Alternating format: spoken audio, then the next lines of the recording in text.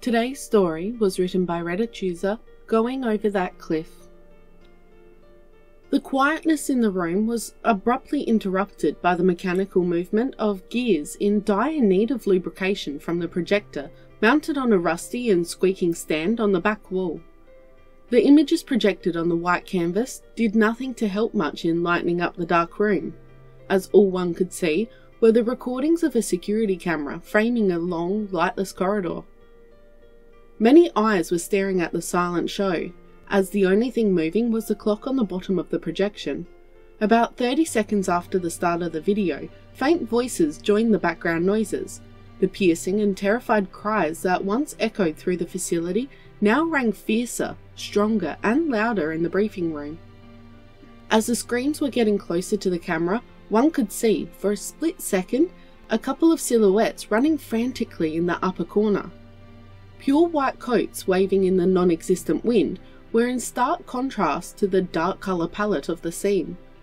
Just as the two unnamed scientists ran further than the recording device could follow, a dark mass entered the screen. The video was interrupted by a loud clanking noise as a commander struggled to press the rusty button of the projector. As the officer slowly walked to the small podium up front, dim lights turned on as slow chatters and murmurs saturated the air. "This, ladies and gentlemen, is what we are against," said the old fox as men liked to address him, pointing with a wooden stick at the nearly indistinguishable blob of pixels. "I will be blunt with you. It might end badly for all of us," continued the grey-haired officer, while inhaling from the smoking white stick the third of the hour. "I'm sure you all read the briefings, but I'll sum it up for those who just woke up. The situation is pretty bad." At a wave of his hand, the assistant carefully moved the film from the still spinning cogs of the projector and inserted a slide into the machine. Many squinted their eyes as a bright wall of text replaced a dark scene of nightmares. After waiting for everyone to settle down and adjust their irises, the captain thrusted his trusty stick into the fabric square hanging from the ceiling. "Our lab rats did it again. They pulled out yet another monster from the depths of hell. But this time, it's far worse. It all started 3 months ago. Subject H666A was extracted successfully from the rift in a dormant state." With a second gesture, the captain signalled his adjutant to show the following image. Many had a nervous and unexplainable shiver as the uncensored body of that creature came into full view. "This is our problem, a problem so big that it can easily be an existential threat. And I'm being serious about it. Acting on past experiences, our scientists place the subject into a maximum security cell, as they always do, until an appropriate appraisal and classification can be assigned." As the officer stopped speaking, a new video recording briefly blinded the unprepared eyes staring at the void. A white and bright room took the scene where the creature was standing still in the middle. Subject H6 acted very tamely once it woke up. It displayed curiousness and interest in its surroundings, but did not act in any way that could be categorized as violent by the standards observed in other subjects. While we confirm the presence of vocal organs inside its body, we have seldomly recorded any sounds or calls. While the old fox continued explaining the rough physiology of the creature, documents and research files were being handed down to the audience. After a quick look at them, a young officer turned to her side and asked her more senior colleague, "Old man, what do you think?" As he was still staring at the papers in his wrinkly hands, the old veteran let out a grey puff of smoke while carefully studying the object of their next hunt. "I don't like this. I don't like any of this." He spoke softly, still not distorting his gaze from the documents. It was not a good sign. Having known him for a long time, way before the man started wearing the badge, the younger officer stood in silent contempt, afraid to speak her mind. The veteran of dozens of battles and survivor of hundreds of expeditions never expressed any concern or worry about any mission. "General observation about the subject," the captain continued, while lighting up another white stick. "The subject is highly dangerous and capable. H6 is around the height of—" The commander paused, and turned around to face the photo of the monster they had the unfortunate task of taking down.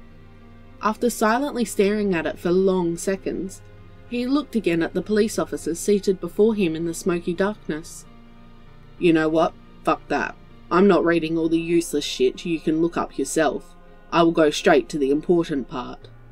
Another video recording started playing. The creature was calm and silent, surrounded by white lab coats and security staff as they were performing tests and measurements. "The subject has been under observation for a little over 2 months. During the initial behaviour and fitness assessments, H6 was highly collaborative and quiet. It let us do almost everything we needed to, only showing resistance during the most painful and most invasive procedures. Its pain resistance is remarkably high, and its body density shocked our scientists with more questions than answers. Unfortunately, we could not properly survey all its biological features due to recent events. For the sake of brevity, I will only tell you what you need to know. Our prey is extremely intelligent, and I'm not saying this just because you're all are idiots," said the captain jokingly, lightening up the mood just enough to catch a breather. "In all seriousness, its brain-to-size ratio is 30% higher than ours. It has a nervous system many times more complex, and we suspect that the computational power is at least 3 times greater. Do you know what that means?" As no one dared to utter a word, a bit disappointed, the captain let out a disgruntled scowl and continued speaking. "This beast behaves completely different from us. When in a stressful situation, while we think and then act, it does not need to stop to contemplate the next actions." Sensing and hearing the uproar that such information caused, the commander took a couple of minutes to come up with an appropriate example. Complex actions that would take us at least 30 seconds, such as loading an empty rifle, have been executed in less than 5 by the subject. Hearing this, the old man raised his head and abruptly interrupted his superior. "You mean it learned how to operate a rifle?" "Mind your tone, Corporal. But yes, it did. And most impressively, we have confirmation that before yesterday it had never touched or seen how to load one."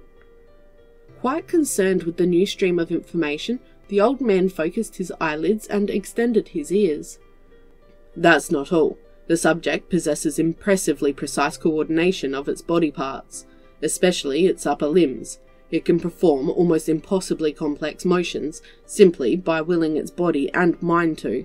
Its ability to control almost every muscle and fibre of its body, combined with its frightening accurate hand-to-eye coordination, gives it a precision of movements comparable only to that of machines. Our scientists have also discovered that this being has stamina over 10 times that of what our physiology allows us, while having a sprinting speed slightly faster than ours. To add salt to the wound, it is also significantly stronger and agile than our average, and there is evidence that he can adapt his senses, such as sight, smell, and hearing, based on the situation and his surroundings."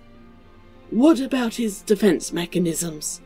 the corporal asked, more focused than ever. "The creature can boast an advanced pattern recognition, and evidence has shown that it has familiarity with all the traps and hunting strategies we have tried employing, unsuccessfully, I might add. Now, going back to recent events, the creature that has been quiet and obedient up until now has managed to breach containment and is now causing mass havoc inside the facility. We have confirmation of numerous casualties between the research staff and the on-site security forces. The numbers are still unknown, but we can confidently say that triple digits have been reached. Team Epsilon has been dispatched, but until they get here, the job is ours. Eliminate the bastard or gather as much information as possible while trying. The facility has been under quarantine since losing connection with the control room 4 hours ago." "What can we expect going in, sir?" worriedly asked the rookie while shivering, almost swallowed up by an uncontrollable and irrational fear after looking at an image from the reports she was holding in her trembling hands.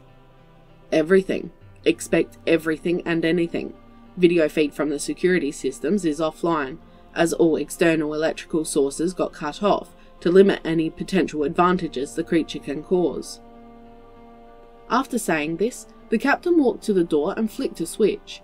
Following a low humming, the lights hanging from the ceiling started flickering before illuminating the room as if it were day.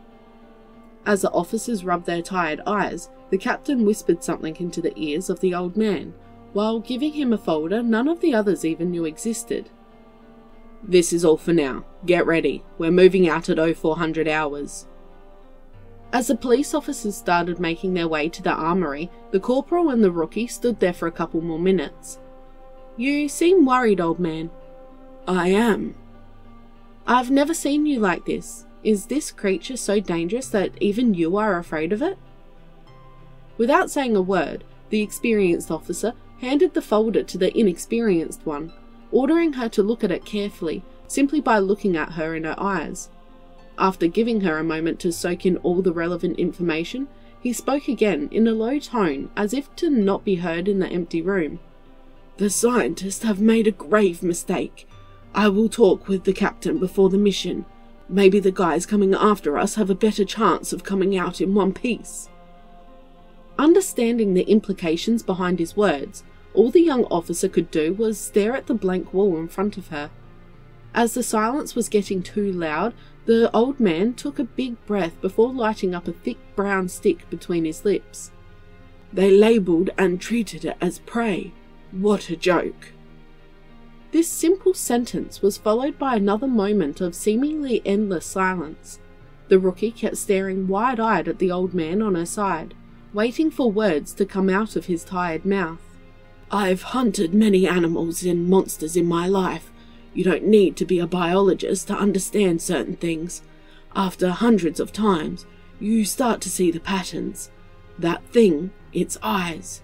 Its eyes are pointed forward. Its nose is pointed forward. Its ears are pointed forward. Its whole body made to be pointing forward." "Well, that's good then. It means it has more difficulty sensing what's around him." "No, that's way, way worse. What kind of prey does not concern itself with its surroundings? What kind of prey cares only about what's in front of it?" Only a predator does."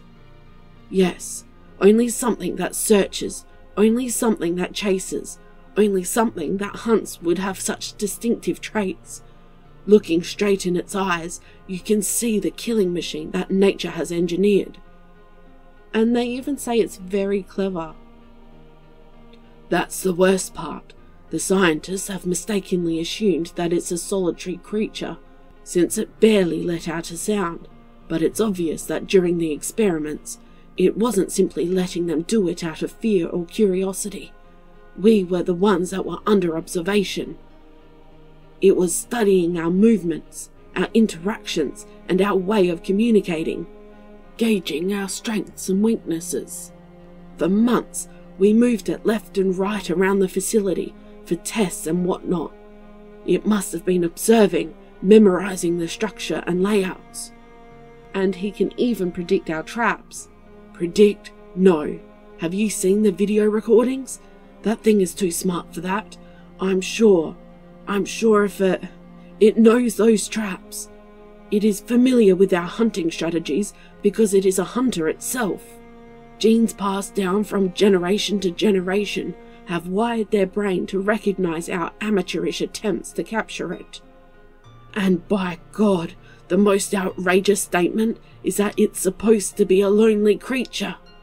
"How can you tell it's not? We barely interacted with it." "Look at pages 6, 8, and 15. Look at all the facial muscles. Look at the extreme range of motion in its arms, hands, and fingers. And look at the complexity of its upper respiratory system. That thing is a social beast. That thing can assume a wider range of facial expressions than any creature in this world can even imagine. Use its hands to shape objects and words, and probably produce sounds of such wide variety that it would shame the most complex of our dialects." "If that thing knew how to handle a rifle it had never seen or touched, do you think it can figure out how to open the rift?" "It's much more intelligent and dangerous than the whitecoats thought. It can certainly read our simple emotions, understand our brutish writings and interpret our primitive language. No, that motherfucker can speak, and our only hope is that it won't phone home.